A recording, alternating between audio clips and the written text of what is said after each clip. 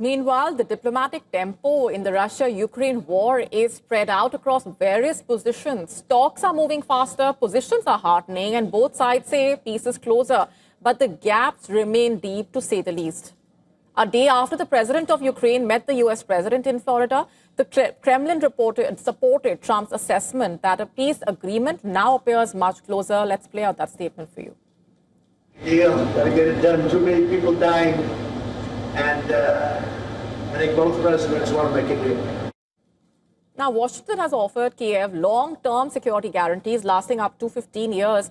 But Ukraine wants those commitments to stretch far longer, even 50 years. As Zelensky says, Trump agreed to study that request.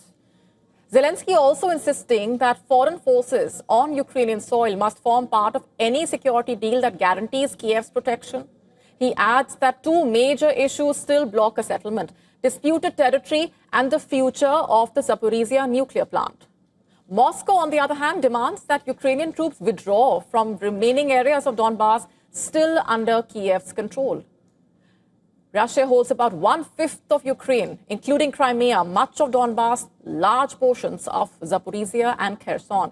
About 90% of Donbas, 75% of Zaporizhzhia, Kherson regions, parts in Kharkiv, Sumy, Mykolaiv, Dnipropetrovsk regions.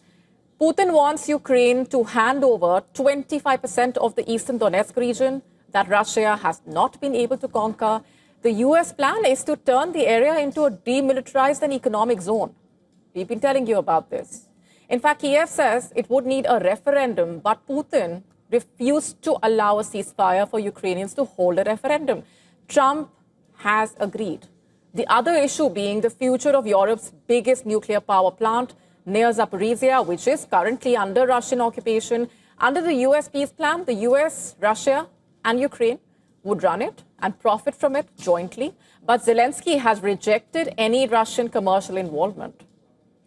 The Kremlin also said that a phone call between the presidents, Vladimir Putin and Donald Trump, could happen soon, while Zelensky wants Kiev to host urgent meetings with European and U.S. officials in the coming days to shape the final documents for a possible deal. So that's where things stand. But on the battlefield, Russia says its troops captured 6 additional settlements in Donetsk and Zaporizhzhia.